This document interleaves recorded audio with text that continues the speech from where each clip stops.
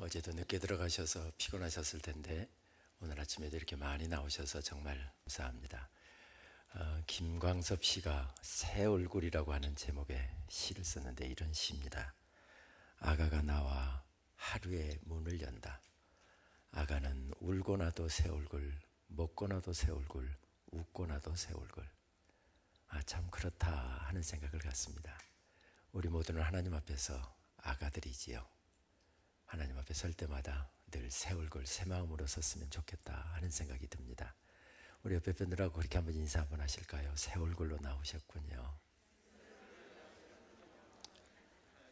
하나님의 아가로 나오셨군요. 제가 드린 예물 위해서 한번 기도하겠습니다. 아버지, 이 새벽에도 주님을 사랑하는 사람들이 단잠을 줄여가면서 주의 전에 달려 나왔습니다. 주님이 아니면 살 수 없고 주님의 이로가 있으면 우리는 어떤 환난, 어떤 어려운 문제 앞에서도 벌떡 일어설 수 있기에 주의 이로와 주의 도우심을 구하며 새벽제단 주님 앞에 엎드렸습니다. 귀한 종들의 기도를 받으시고 저들의 사랑의 마음을 받으시옵소서. 이 새벽에도 하나님 앞에 나올 때 귀한 예물을 들고 나와 봉헌합니다. 손길들 드리는 그 마음들 주께서 기억하시고 저들의 정성을 담은 예물 주께 올려드리오니 주님 이 예물 쓰여지는 곳에 주님 역사하여 주시어서 주의 몸된 교회 든든하게 세워지게 하시고 하나님의 나라 활짝 펼쳐지는데 아름답게 쓰여지는 예물 되게 하여 주옵소서. 드린 손길들 가정과 삶의 구석구석을 살피시고 인도하여 주시어서 하늘 은혜로 덮으시사 저들 속에 늘 감사가 있게 하시고 하나님 때문에 살아갈 이유가 있게 하여 주시고 감사의 제목이 이어질 수 있도록 역사하여 주옵소서. 이 새벽에도 주님 친히 우리들에게 말씀을 들려주시고 작은 종 세우셨사오니 통하여 하나님의 말씀이 선명하게 들려질 수 있도록 인도하여 주옵소서. 예수님의 이름으로 기도하옵나이다. 아멘. 어떤 목사님이 주일 오전에 예배를 마치고 주일 오후 예배 직전에 문자 한 통을 받았답니다. 예배 직전이었기 때문에 기다란 문자였으나 다 읽을 수가 없었고 다만 제목 앞 문자만 딱 보았는데 그렇게 되어 있었습니다. 남편 팝니다. 권사님이 많이 싸웠는 모양이다. 속이 많이 상했는 모양이다. 그리고서 권사님 쪽을 쩍 둘러보니까 권사님은 아무 일이 없다는 듯이 태연하게 예배를 드리고 있는 겁니다. 그래서 마음까지 결정해버린 모양이다. 굉장히 마음이 무거운 상태에서 예배를 드렸고 예배를 끝나고 난 다음에 가시는 교인들 배웅하는데 한 분 한 분 인사하다가 권사님 차례가 오자 목소리를 낮춰서 아니 권사님 무슨 일이 있어요? 그랬더니 예 그럴 일이 있어요 그러더래요. 그래서 이게 크게 싸우는 모양이다. 걱정이 돼서 권사님 저 좀 봐요. 그리고서 다 배웅하고 난 다음에 권사님한테 이야기를 들었더니 권사님이 그렇게 이야기하더라는 것입니다. 점심 식사를 막 하려고 하는데 어느 분이 문자를 보내왔답니다. 그래서 그거 옆에 앉아서 식사하던 여전대 회원들과 읽어보니까 너무 재미가 있어서 함께 낄낄대다가 야 이거 우리 교회 남편들한테 다 보내자. 그래서 교회 남편들한테 서로 번호 바꿔가면서 다 보냈다는 겁니다. 야 목사님도 남자잖아. 목사님한테도 보내자. 누가 총대를 맬 거냐? 권사님이 총대를 맸답니다. 문자의 내용은 이런 내용이었습니다. 남편 팝니다. 사정상 급매합니다. 1982년 5월 10일 예식장에서 구입했습니다. 구청에 정품 등록은 했지만 명의 양도해드리겠습니다. 시어머니는 덤으로 끼워드립니다. 아끼던 물건인데 유지비도 많이 들고 성격 장애가 와서 급매하려고 합니다. 상태는 아주 좋습니다. 구입 당시 A급인 줄 알고 착각해서 구입했습니다.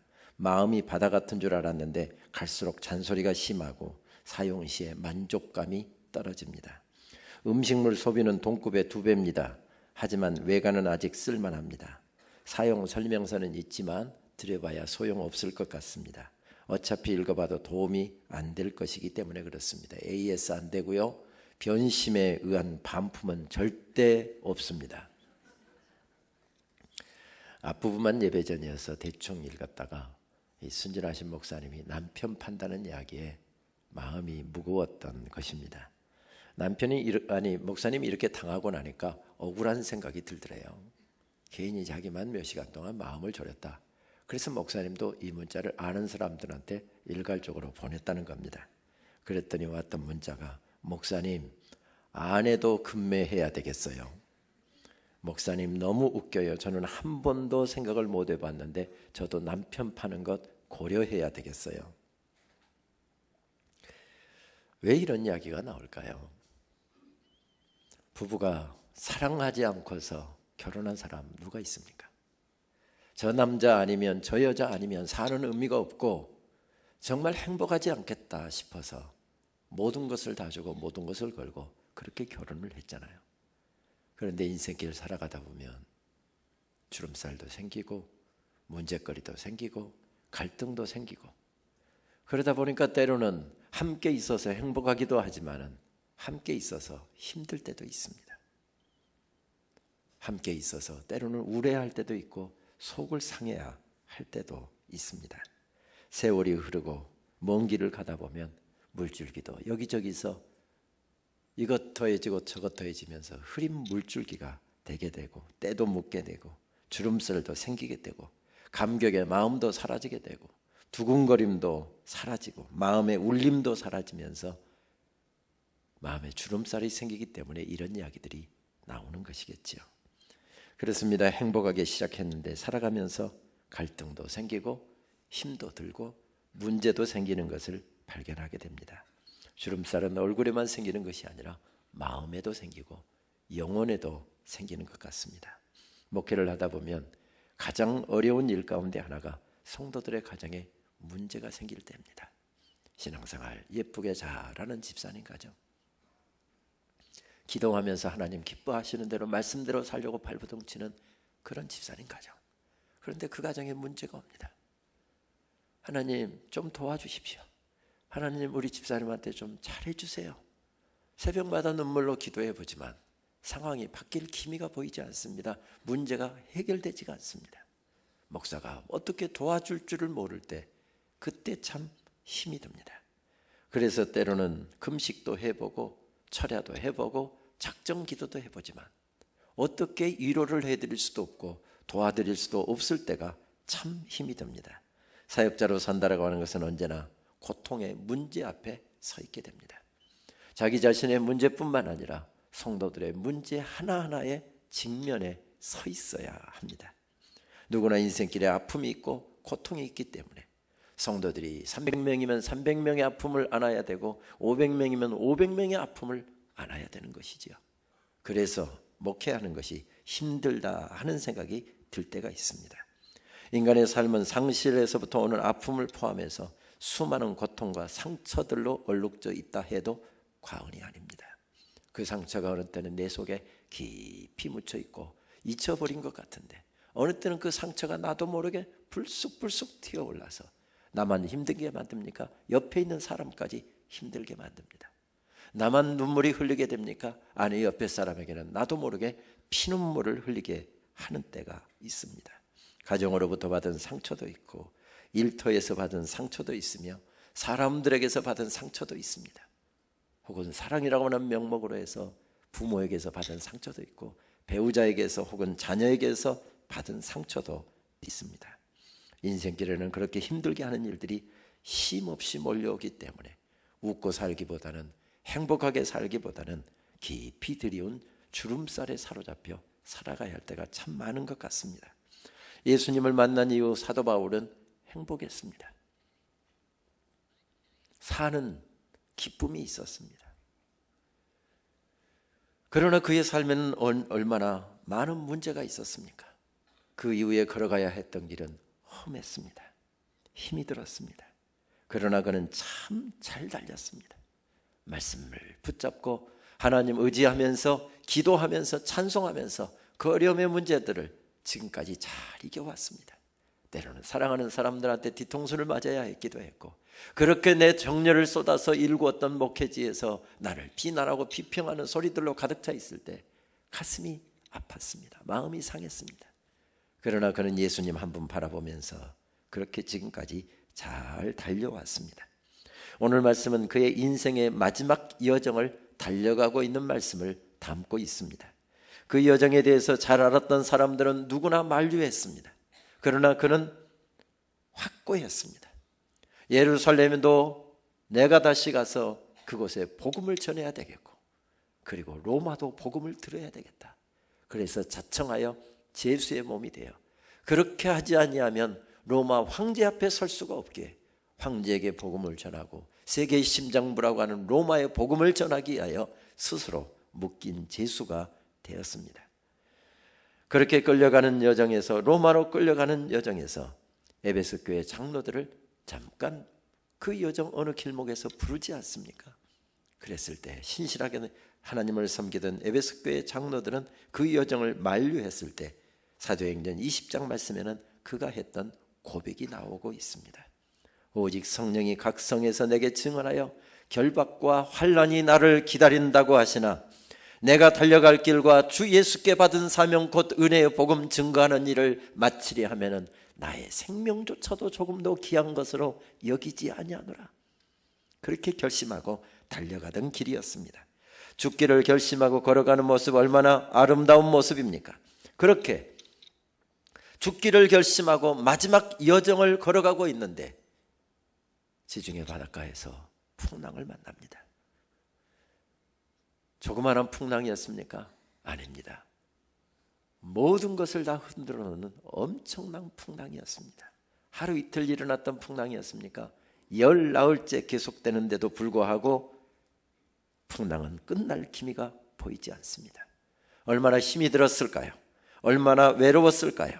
일생 교회를 세우고 복음을 위하여 달려왔습니다. 평생 주님을 위해서 그렇게 수고했습니다. 그렇게 수고한 종에게 노년에 좀 평탄한 길 주시면 안 되는 것입니까? 생명 걸고 주님 위해서 달려가고 있는데 지중해 바다 좀 평탄하게 열려서 잔잔하게 걸어가게 하시면 안 되는 것입니까? 죽기를 결심하고 나가고 있었으나 그날 허덕이면서 인생 마지막 부분을 걸어가야 했던 사도 바울은 정말 힘이 들었을 것입니다.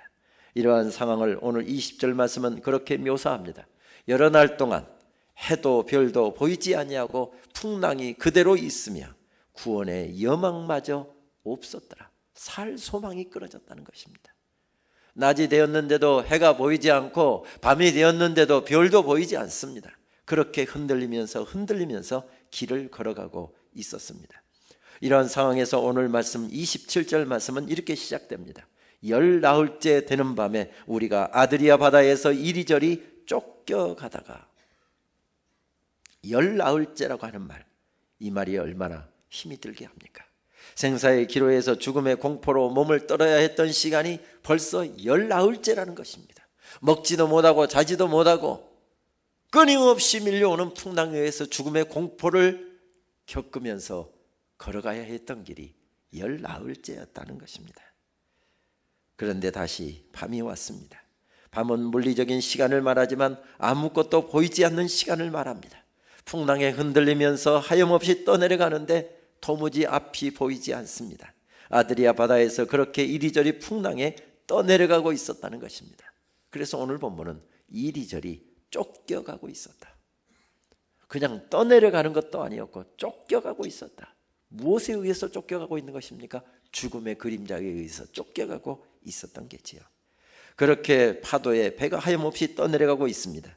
사공들은 바다 한가운데서 혹 육지가 가까워오는가 싶어서 계속해서 깊이를 재고 있습니다. 희망을 가늠하고 있었던 것이지요. 그런데 수심이 조금씩 얕아지기 시작합니다. 희망적이었습니다. 그런데 사공들은 자기만 살겠다고 배에 있는 구조선을 띄우더니 한밤중에 자기들만 살려고 도망가려고 합니다. 한밤중에 어두움은 육지가 다가오는 것이 아니라 오히려 공포로 바뀌게 만들고 있습니다. 그래서 호위 군사들이 구조선의 줄을 떼어버렸다. 이제는 구조선까지 없어졌습니다. 큰 배를 가지고서는 육지에 상륙할 수도 없습니다. 더 깊은 절망적인 상황이 되었다는 것이지요. 사도 바울은 대단한 존재여서 죽기를 결심하고 나갔기 때문에 괜찮았을까요? 우리와는 전혀 다른 사람이었기 때문에 이런 상황이 되었는데도 불구하고 믿음이 전혀 흔들리지 않았을까요? 여러분, 그러면 재미가 없잖아요. 사도 바울은 우리와 다른 사람이고 목사님은 우리와 다른 사람이기 때문에 저런 이야기를 한다. 저런 상황에서도 의연히 섰지만은 내가 사도 바울이냐고, 내가 목사님이냐고. 그러면 여러분 재미가 없잖아요. 사도 바울은 하나도 안 흔들렸다. 그러면 재미가 없잖아요. 목사님은 하나도 안 흔들릴 것 같다. 목사님은 근심도 걱정도 없을 것 같다. 그러면 재미가 없잖아요. 목사님들 안 흔들리겠습니까? 목사도 사람인데 목사님들 속이 안 상하겠습니까? 사도 바울이 지금 죽음 앞에서 19일째 죽음의 그림자에 의해서 쫓겨가고 있는데 사도 바울 괜찮았겠습니까? 아닙니다. 사도 바울도 인간이었다고 한다면 힘들었을 것입니다. 사도 바울의 고민이 성경에 잠시 나타납니다. 교회가 괴롭힐 때, 사람들이 자기를 죽이려고 달려들 때 그때의 괴로운 심정도 나타나고 있지만 그는 자기 자신의 여러 가지 모습을 바라보면서 자기 자신의 연약한 모습에 탄식하며 로마서 7장 말씀에 뭐라고 고백합니까? 오라, 나는 공고한 사람이로다. 누가 이 사망의 늪에서 나를 구해줄꼬. 이렇게 탄식하고 있지 않습니까? 사도 바울도 사람이었다고 한다면 유난히 굴곡 많은 인생을 살았기에 힘이 들었을 것입니다. 굴곡 많은 인생을 살았던 도종환 시인은 흔들리며 피는 꽃이라고 하는 시에서 그렇게 노래하지 않습니까? 흔들리지 않고 피는 꽃 어디 있으랴. 이 세상 그 어떤 아름다운 꽃들도 다 흔들리면서 피어나느니, 흔들리면서 줄기를 곧게 세웠나니 흔들리지 않고 가는 사랑이 어디 있으랴. 젖지 않고 피는 꽃이 어디 있으랴. 이 세상 그 어떤 빛나는 꽃들도 다 젖으며 피었나니, 바람과 비에 젖으며 피었나니, 바람과 비에 젖으며 꽃잎 따뜻하게 피었나니 젖지 않고 가는 삶이 어디 있으랴. 사도 바울도 분명히 힘들었을 것입니다. 그렇습니다. 흔들릴 수 있습니다. 그러나 그는 흔들리면서도 믿음의 꽃대를 세우고 있습니다. 그의 승리의 비결은 자신의 강함에 있지 않았습니다. 자신의 믿음의 초연함에 있지 않았습니다. 대단한 어떤 자기의 인격에 있지 않았습니다. 그렇다고 한다면 자신에게 이유가 있었던 것이 아니라 다른 것에 있었다는 말이겠지요. 살려망이 사라지고 모두가 절망하고 있을 때 그는 어떻게 합니까? 말씀 앞으로 나아갑니다. 그리고 벌떡 일어나 그 하나님의 말씀을 그는 확고하게 한 점 의심도 없이 그대로 믿습니다. 신뢰합니다. 그리고 그는 벌떡 일어나 하나님의 말씀을 전합니다. 25절 말씀에는 그 사실이 어떻게 표현되고 있습니까? 나는 내게 말씀하신 그대로 되리라고 하나님을 믿노라. 나는 하나님을 믿노라. 그는 그 말씀을 온전히 신뢰했다는 것입니다. 어려울 때는 하나님의 말씀은 얼마나 힘이 됩니까? 하나님의 말씀마저 없다고 한다면 험한 세상에서 어려운 문제들 투성이 속에 둘러싸여 살아가면서 우리는 살아갈 힘을 발견하기도 어렵고 용기를 찾기도 어려울 것입니다. 그런데 그 어려움의 삶의 순간에 그는 하나님의 말씀을 들었고 그 말씀을 믿었고 그 말씀을 나는 그대로 되리라고 하나님을 믿노라, 이렇게 고백하며 나아가고 있습니다. 그럼에도 불구하고 풍랑은 끝나지가 않습니다. 풍랑은 계속되고 있습니다. 그때 그는 무엇을 합니까?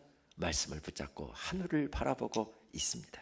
20절 말씀을 보게 되면 이렇게 말씀합니다. 여러 날 해도 별도 보이지 않았다라고 전하는데 그는 말씀의 별을 바라보고 있습니다. 말씀하시는 하나님을 바라보고 있습니다. 하늘의 하나님의 보좌를 바라보고 있습니다. 그 여정에서 주도권을 쥐고 있는 사람은 처음에는 선주였습니다. 그 다음에는 항해가 시작되자 그 다음 모든 이니셔티브를 쥐고 있는 주도권을 쥐고 있었던 사람은 선장이었습니다. 그러다가 풍랑을 만나자 누가 이니셔티브를 짚니까? 로마의 장교였던 백부장이 이니셔티브를 쥐고 있습니다. 그러다가 어떻게 또 바뀌고 있습니까?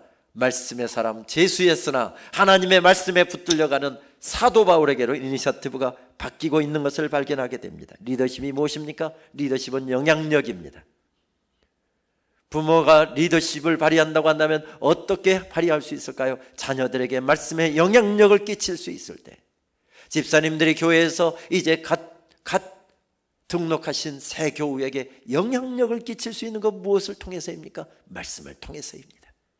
내가 만난 하나님을 통해서입니다. 내가 경험한 하나님의 은혜를 통해서입니다. 사도 바울은 그가 받았던 말씀, 하나님을 향한 믿음의 고백을 가지고 영향력을 그곳에서 드러내고 있는 것을 발견하게 됩니다. 어려움 가운데서 누가 일어설 수 있습니까? 믿음의 사람입니다. 누가 힘있게 영향력을 발휘할 수 있습니까? 하늘을 바라보는 사람입니다. 오늘 말씀은 이렇게 전해줍니다. 날이 새어가매 바울이 여러 사람에게 음식 먹기를 권하여 이르되 너희가 기다리고 기다리며 먹지 못하고 줄인 지가 오늘까지 10날인즉 음식 먹기를 권하노니 이것이 너희의 구원을 위하는 것이요 너희 중 머리카락 하나도 잃을 자가 없으리라 하고 떡을 가져다가 모든 사람 앞에서 하나님께 축사하고 떼어 먹기를 시작하며 그들도 다 안심하고 받아 먹으니 배에 있는 우리의 수는 276명이었더라 이렇게 말씀합니다. 그곳에 말씀이 들어가자 그곳에 말씀의 사람이 우뚝 서 있자 죽음의 공포로 덮여있던 자리에서 희망이 시작되고 있습니다. 그렇습니다. 오늘도 말씀이 역사하는 곳에는 아무리 어둡다 할지라도 아무리 캄캄하다 할지라도 아무리 암담하다 할지라도 말씀이 그 심령 속에 들어가고 그 가정 속에 들어가고 그의 인생 속에 들어가게 되면 일어서는 역사가 있게 될 줄 믿습니다. 희망이 시작되게 될 줄 믿습니다. 그렇습니다. 흔들리는 비 안에서 그들은 하나님께 마음을 향하고 예배하고 있습니다. 그것이 풍랑이는 바다 위에서는 미미한 것처럼 보여도 그 예배 후에 결과가 무엇이었습니까? 그들이 다 안심하고 받아 먹었다. 초대교회에서는 예배드리는 광경을 그렇게 자세하게 설명하고 있지 않습니다. 왜냐하면 박해 상황이었기도 했고 예수님께서 곧 오실 것이다라고 하는 또 예배에 대해서는 누구나 다 자세하게 알고 있었기 때문에 다만 그들이 함께 모여 떡을 떼며 말씀을 받았다. 그 기록은 예배하는 광경으로 보아도 틀림이 없습니다. 사도 바울이 그 불안에 떨고 있는 사람들에게 하나님의 말씀을 전합니다. 그리고 떡을 들어서 축사하고 그 떡을 떼서 나누고 있습니다. 지금 무엇을 하고 있습니까? 말씀 예전과 성만찬 예전, 예배를 함께 드리고 있는 것을 발견하게 됩니다. 그렇습니다. 그들은 예배를 드리면서 하나님의 말씀을 받습니다. 축사하여 하나님께서 주시는 떡을 지금까지 14일 동안 혹시 하면서 기다리다가 더 이상 그들의 모든 기대가 끊어졌을 때 성찬을 받으면서 그들은 일어서고 있습니다.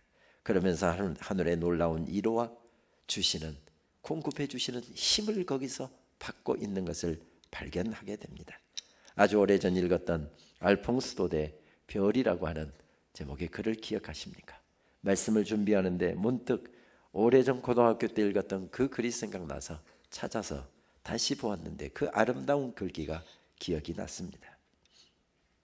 만일 한 번만이라도 한 데서 추운 데서 밤을 새워본 일이 있는 사람이라면 인간이 모두 잠든 깊은 밤중에는 또 다른 신비의 세계가 고독과 적막 속에서 눈뜬다는 사실을 알고 있을 것이다. 참 아름다운 글귀 아닙니까? 무슨 이야기지요? 그는 차가운 밤에 무엇인가를 위해서 깨어 있어야 했습니다. 밤을 지새우고 있습니다. 그것이 일을 하기 위해서든지 아니면 고민이 있어서든지 인생이 너무 힘들어서든지 인생의 한대에서 잠을 이루지 못하고 뒤척이고 있습니다. 인생의 그 깊고 깊은 한밤중에 또 다른 신비가 그 밤중에 펼쳐진다라고 하는 사실을 사람들은 한데서 잠을 자본 사람은 안다는 것입니다. 어제 아침 우리가 함께 읽었던 마종기 시인의 기적이라고 하는 시가 그런 시가 아닙니까? 추운 밤 하루가 천천히 문을 여는 소리를 들으면 하루의 모든 시작은 기적이로구나. 차가운 새벽 한밤중 가슴이 시려서 잠을 잘 수가 없습니다. 그렇게 뒤척이다가 동료계가 밝아오고 있는 새벽이 시작되고 있습니다. 그런데 그 추운 시간 그곳에 하늘의 신비가 담겨 있다는 것입니다. 그렇습니다. 캄캄한 밤하늘의 하나님은 언제나 거기에 아름다운 별을 담아놓으셨습니다. 우리 인생의 캄캄한 한밤중에도 하나님께서는 말씀의 별, 은혜의 별을 담아놓으셨습니다. 그래서 깊은 인생의 밤을 보내고 있다고 한다면 지금 고개를 들어서 나를 보라고, 하늘을 바라보라고, 별을 바라보라고 그렇게 알려주고 있습니다. 우리가 즐겨 부르는 찬송 그거 알려주지 않습니까? 어두움에 밝은 빛을 비춰주시고 너의 작은 신음에도 응답하시니 너는 어느 곳에 있든지 주를 향하고 주만 바라볼지라.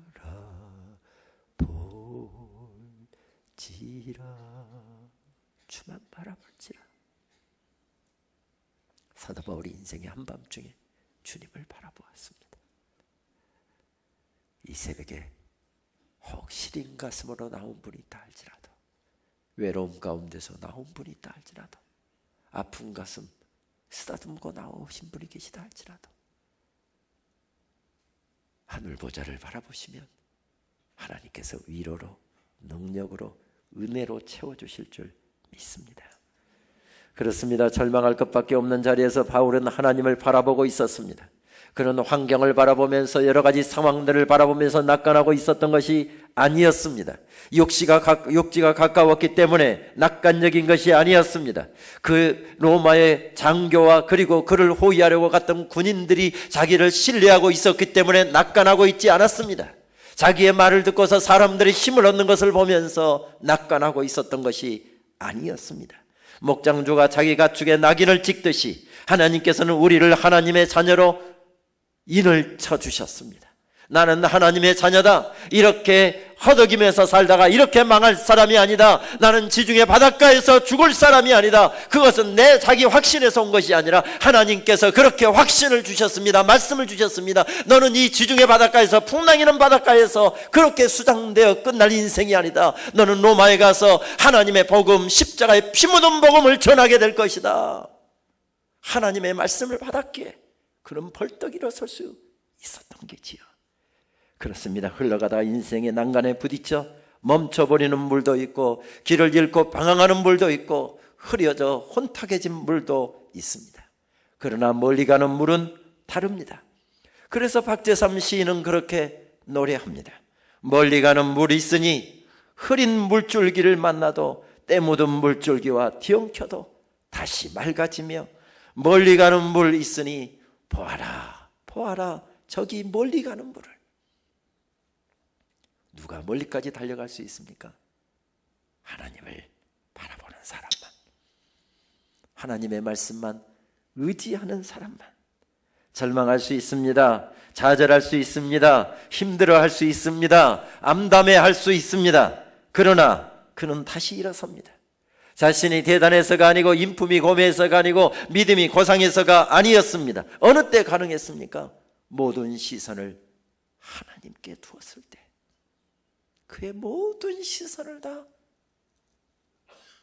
환경에 두지 않고, 삶의 여건에 두지 않고, 심지어는 자기 느낌이나 감정에 두지도 않고 모든 시선을 하나님께 두었을 때 거기서 하나님께서 역사하고 계셨습니다. 모든 시선을 주님께 드리고, 살아계신 주님을 느낄 때, 살아계신 주 하나님을 느낄 때, 세상은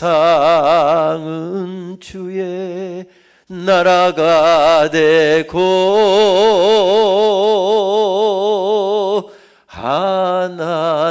하나님이 일하기 시작하네.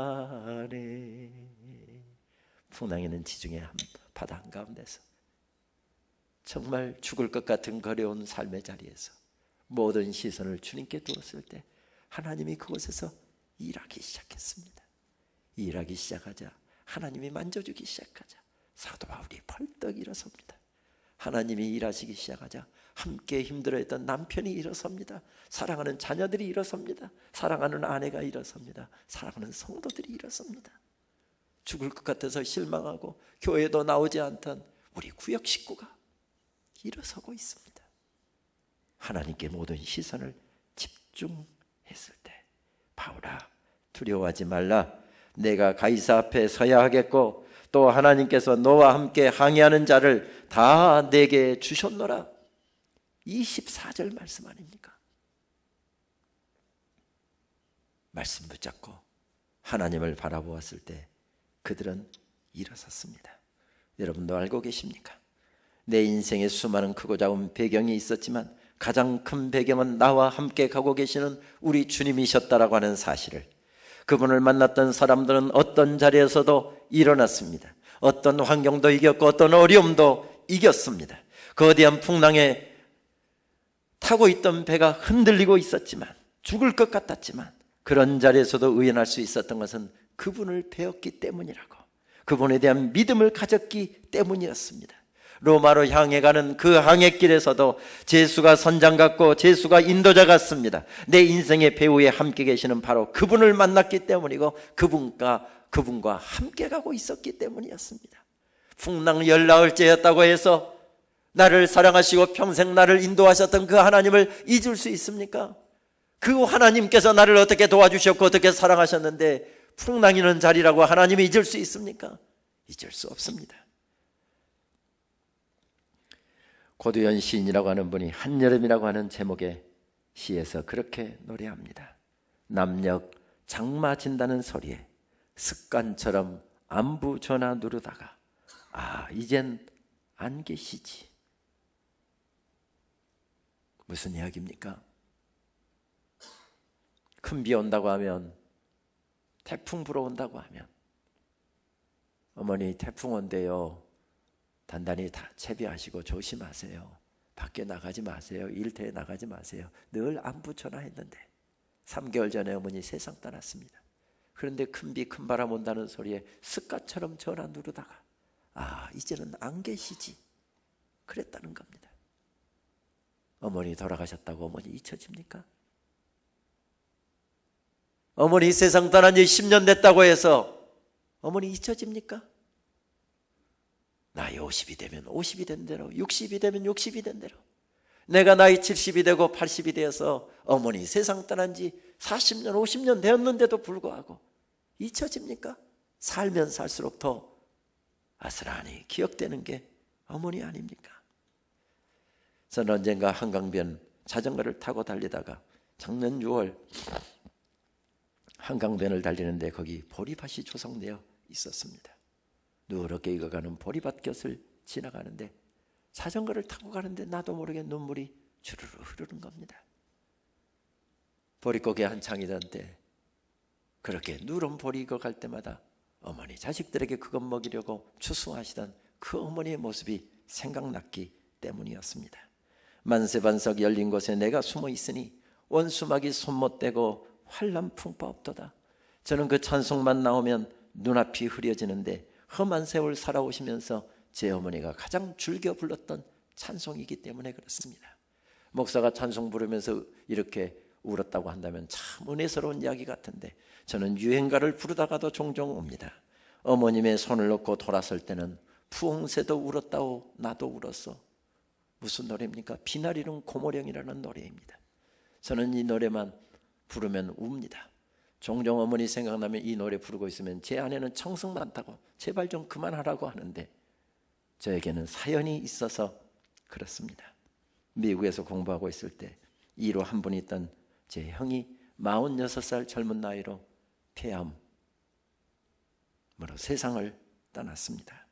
장남을 마음의 기둥으로 삼고 사시던 어머니는 그 장남을 잃고 둘째인 저와 제 형을 오버랩하고 있었습니다. 왜냐하면 제 형하고 저하고 목소리가 비슷했기 때문이었습니다. 제가 전화를 하면 형님으로 착각을 할 정도로 암에 걸렸다는 이야기를 듣고 여름방학 때 잠깐 나와서 한 20일 같이 병원에서 기도하다가 들어갔는데 박사과정 한참 코스속을 진행하고 있어서 정작 장례식이 터졌는데도 저는 형님 장례식에 참석을 못했습니다. 동생에게 어머니 장례식에 참석시키지 마라, 그 부탁만 미국에서 했습니다. 아들이 땅에 묻히는 것을 직접 보지 못했기 때문에 아들이 죽었다는 사실을 인정하지 않는 것입니다. 그러다가 제가 한국에 1년 후에 고속 다 마치고 어머니 1호차 잠깐 나왔을 때 제 얼굴만 보이지 않으면 어머니는 어찌할 줄을 모릅니다. 어머니 왜 이러세요? 천국 믿고 사는 사람이고 우리 하나님 나라에 가면 다 다시 만나게 될 텐데 왜 권사님이 이러세요? 제가 야단치면 다 안다 하시면서도 제 얼굴만 안 보이면 불안해서 어쩔 줄을 몰라 하시는 것입니다. 제가 한국에서 일정 마치고 미국으로 돌아갈 때 어머니는 제 손을 놓지 못하고 너를 언제 다시 볼 것이냐, 너를 언제 다시 볼 것이냐, 손을 놔주지 않아서 어머니의 손을 뿌리치다시피 하고 비행기 시간 바빠서 그렇게 저는 미국으로 돌아갔습니다. 제 공부가 중요해서요, 제 공부를 마쳐야 해서요, 제 꿈을 이루기 위해서요, 어머니가 그렇게 손을 못 놓는데 손 뿌리치고 돌아갔습니다. 어머니 쓰러지셨다는 이야기 듣고 비행기표 부랴부랴 구해서 한국 나왔더니 김포공항에 도착했는데 어머니는 세상 떠난 지 6시간이 지난 후였습니다. 저는 어머니한테 죄송해서 마치 장례 치르면서 믿음 없는 사람처럼 그렇게 울었습니다. 15년이 지나고 이제 올해 16주기를 맞는데 어머니 돌아가신 지 16년 지났다고 해서 어머니 잊혀집니까? 잊혀지지 않습니다. 시간이면 시간이 갈수록 더 새롭게 기억나는 분입니다. 내가 지금 풍랑 만났다고 해서 내 인생이 좀 어렵다고 해서 하나님이 나를 어떻게 사랑하셨는데, 예수님께서 어떻게 나를 품고 이날까지 구원해 주시고 사랑해 주시고 인도해 주셨는데 잊혀집니까?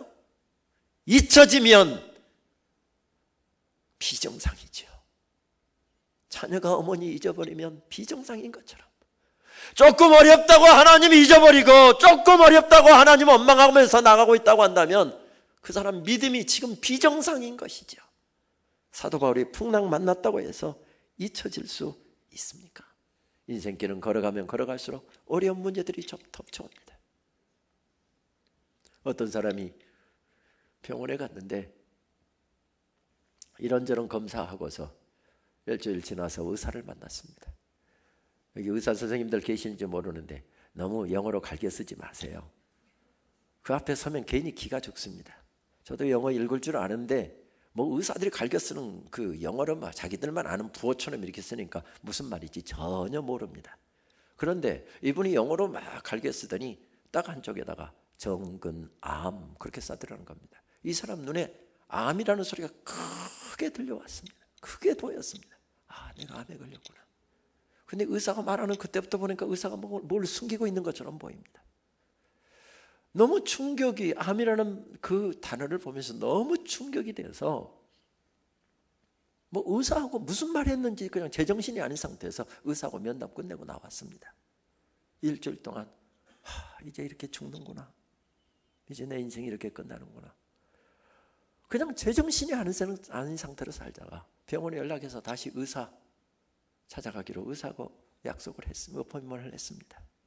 그리고 의사에게 찾아가서 다짜고짜 제가 무슨 암입니까? 어디 부위입니까? 몇 기입니까? 수술은 할 수 있습니까? 막 퍼붓듯이 의사에게 물었습니다. 선생님이 깜짝 놀라갖고 아니 선생님 무슨 말씀입니까? 아니 선생님 그 진료제다가 제가 기록하는 거 보았습니다. 정근암 했는데 정근암이 어디 부위에 걸린 암입니까? 하고 물었더니 정근암은 제 이름입니다. 이름자에 들어가는 암이라는 이야기도 우리는 가슴을 초래해야 되는 것, 그것이 인생길입니다. 나이 60이 넘어가면 인사법이 달라진다고 그러잖아요. 안녕하십니까? 그러면 네, 잘 지냈습니다. 어떻게 지내셨습니까? 이렇게 인사하는데 나이 60이 넘어가면 안녕하십니까? 하고 물으면 부위별로 다 다른데 어떤 부위를 말씀하십니까? 여러분 사실 그러잖아요. 혈압이 안녕하면 당뇨가 안녕 못하고 당뇨가 안녕하면 관절이 안녕 못하고, 이게 인생길이잖아요. 지금까지 문제가 없었다 할지라도, 아니 문제가 있었다 할지라도 남은 인생 문제투성이로 둘러싸여 살아갈 것입니다. 그러나 하나님 바라보면, 말씀에 붙들리면 우리도 그 인생길에서 넉넉하게 사도 바울처럼 승리할 수 있을 것입니다. 믿음의 지수를 조금 높이면 됩니다. 믿음의 지수를 조금만 높이면 됩니다. 마음의 주름살은 작은 데서도 생기고 큰 데서도 생깁니다. 요즘처럼 경기가 안 좋은 때는 장사하는 사람들에게는 주름살이 더 커지겠지요. 사업하는 사람들은 더 커지겠지요. 직장생활하는 사람들, 옛날에 평생 직장해야지, 요즘엔 나이 40만 되면 눈치가 보인다고 하지 않습니까? 50만 되면은 명태바람, 그때까지 명태 안 당하고 사는 거, 그게 다행이었다. 저희 친구들 만나면 아이들 한참 결혼도 안 시키고 지금 한참 돈 들어가야 될 텐데 직장에서 쫓겨나서 산 오르고 궁리하면서 어떻게 남은 인생을 살까? 그러면서 교수인 너는 좋겠다, 그렇게 이야기하는 친구들 여러 사람 만납니다. 그러나 인생의 풍랑이 힘들지만 그 주름은 의외로 간단하게 풀립니다. 우리가 충만해지면 가능합니다. 충만한 사람이 서 있을 때에, 충만한 한 사람이 서 있을 때에 276명이 함께 힘을 얻고 있는 것을 발견하게 됩니다. 새벽에 나아가 주님을 바라보고 있는 내가 충만해지면 우리 가정, 우리 자녀들 충만해지게 될 것입니다. 그들도 힘을 얻게 될 것입니다. 나 한 사람에게 우리 가정이 달려있고, 나 한 사람에게 우리 이웃이 달려있고, 우리 구역이 달려있고, 우리 사랑하는 가족들이 달려있다. 내가 충만해지면 됩니다. 그래서 초대교회 교부였던 이그나티우스는 그렇게 말합니다. 살아있는 충만한 한 사람은 하나님의 영광이다. 살아있고 충만한 목사, 살아있고 충만한 장로, 살아있고 충만한 권사, 살아있고 충만한 집사, 살아있고 충만한 엄마, 아빠, 그 사람은 하나님의 영광이다. 교회의 영광이고 가정의 영광이다. 하나님, 내가 그 사람이 되게 해 주시옵소서. 저는 지난 5월 주일 아침 새벽 일찍 일어나서, 새벽 한 4시쯤 일어나서 그날 전날 2편의 설교를 다시 한번 브로셔 다시 점검하고 있었습니다. 그때 저는 습관대로 제 홈페이지에 올려놓은 찬양을 틀어놓고 말씀을 준비하고 있었지요. 말씀 준비를 마친 후에 아침 일찍 트래픽에 있기 전에 충주까지 내려가서 말씀을 전해야 했기 때문에 출발하려고 이제 준비를 하는데 보니까 다림질을 해놓은 아이서스가 없었습니다. 저는 아이서스를 한 5-6벌 세탁소에 갖다 주면 씻게 된다는데, 가는 길 또 찾아오는 길이 이렇게 번거로워서 저는 한 2-3분이면 하나씩 다리니까 그냥 한 5-6벌 다려놨다가 하나씩 꺼내서 입습니다. 다려놓은 아이서스가 당연히 있는 줄 알고서 옷장 문을 열었더니 아이서스가 없습니다. 출발을 해야 되는 시간이지만 그 2-3분이면 다르니까 아이서스 하나 꺼내갖고 다리고 있었습니다. 또 빨래를 잘했으면 어떻게 아내 이야기는 털털 털면은 주름이 덜 간다는데, 아무래도 서툴러서 얼마나 이게 아이서스에 주름이 많이 가 있던지. 그런데 다리미질을 하는데 다리미가 가는 곳곳마다 그 엄청나게 됐던 아이서스의 주름살이 쫙쫙 펴지는 겁니다. 그때 그날 아침 저는 찬송을 마치 나오는 찬송 가사가 제 눈에서 눈물이 주르르 흐르게 하는 것입니다. 그날 아침에 생각들을 시로 이렇게 적어보았습니다. 오늘 전할 설교 다시 점검하고, 아내가 없는 아침 해야 할 일 한 가지 더, 셔츠 다림질. 많이도 구겨진 셔츠가 꼭 내 얼굴 같다, 내 마음 같다. 그러나 다림이 지나가는 길목마다 모든 주름 활짝 다 펴진다. 우리 모두 다 예수를 친구 삼아 참 평안을 누리시라. 눈물로 찬송 따라 부르며 내 인생의 주름도 내 속의 모든 부끄러움도 이렇게 펴주시옵소서. 눈물의 기도 올린다. 기러기 아빠의 일상은 늘 눈물이다. 그리워서 울고, 부끄러워서 울고, 감사해서 울고, 이른 아침 구겨진 마음과 영혼 활짝 펴진다. 그렇게 눈물 머금고 달려가는 오늘, 말씀 전하러 가는 길이 행복하다. 행복하다. 그렇습니다. 오늘 나의 삶의 자리가 아무리 어려워도, 아무리 암담해도, 아무리 힘이 들어도 예수님 만나고 나면, 내가 살아있고 내가 충만하면 오늘도 행복한 한 날 될 것입니다. 우리 찬송은 그렇게 알려주지 않습니까? 이 땅의 험한 길 가는 동안 참된 평화가 어디 있나? 우리 모두 다 예수를 친구 삼아 참 평화를 누릴지라. 평화 평화로다 하늘 위에서 내려오네. 그 사랑의 물결이 영원토록 내 영혼을 덮으소서. 우리 찬송하시겠습니다. 찬송이 512장 찬송 4절 함께 찬송합니다. 이 땅 위에 험한 길 가는 동안 참된 평화가 어디 있나? 우리 모두 다 예수를 친구 삼아 참 평화를 누리겠네. 평화 평화로다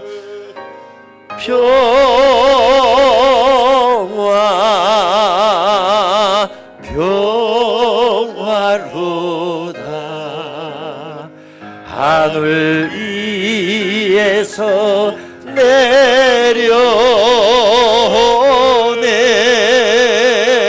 내려오네. 그 사랑의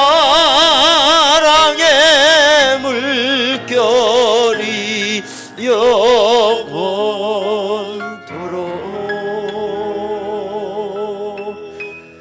내 영혼을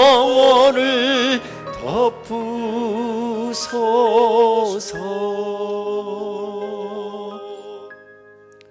우리 반주자님께서 새벽이지만 우리들의 실력을 믿고 원음대로 딱 곡을 잡아주셔서 조금 높습니다. 우리는 반주자님의 능력을 믿습니다. 코드 한 코드만 낮춰주시겠습니까? 훨씬 좋습니다. 우리 한 번 더 찬양하고 기도하시겠습니다. 이 땅에 험한 길 가는 동안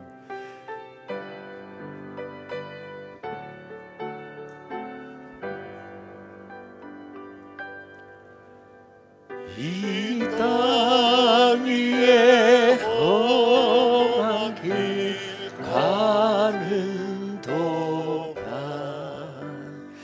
참된 평화가 어디 있나?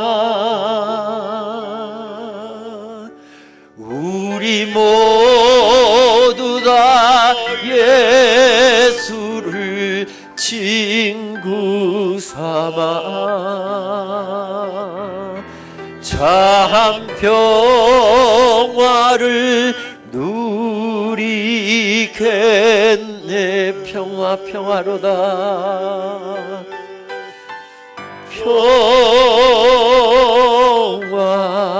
평화 평화로다 하늘 위에서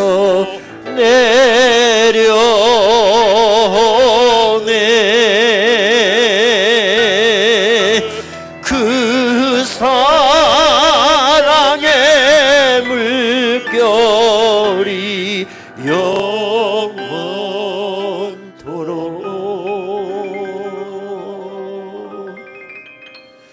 내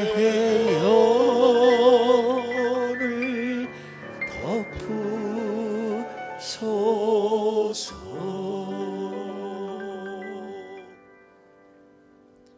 우리 시간에 두 손을 하나님 앞에 한번 높이 드십시다. 이 세상에 어디에 평화가 있었습니까? 살아오는 동안 힘들지 않았던 순간이 그 어느 때나 있었습니까?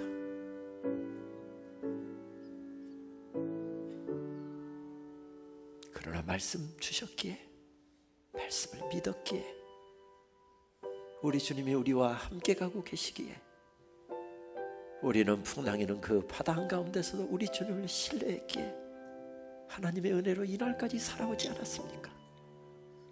하나님, 이 땅에 험한 길 가는 동안 평화는 없었습니다. 그러나 우리 모두 다 예수를 친구 삼고 이날까지 은혜로 살아왔습니다. 오늘도 주님을 친구 삼고 주님 손잡고 일어섭니다. 주여, 내 가슴을 하늘 평화로 덮어주시옵소서. 내가 살아있으면, 내가 충만하면 우리 가족도 우리 교회도 이 나라와 민족도 서게 될 줄 믿사오니 하나님, 모든 것이 오늘 아침 내 기도에 달려있는 것처럼, 모든 것이 나에게 달려있는 것처럼 그렇게 주님 앞에 나아갑니다. 주여, 내 손 붙잡아 주시옵소서. 오늘 아침에는 나 자신을 위해서 한번 기도하십시다. 내가 살아있게 하여, 내가 충만하게 하여 내 인생의 모든 주름살 주님 만나고 펴지고, 그래서 하나님의 영광이 되게 하여 이 시간에 우리 합심해서 한번 기도하도록 하겠습니다.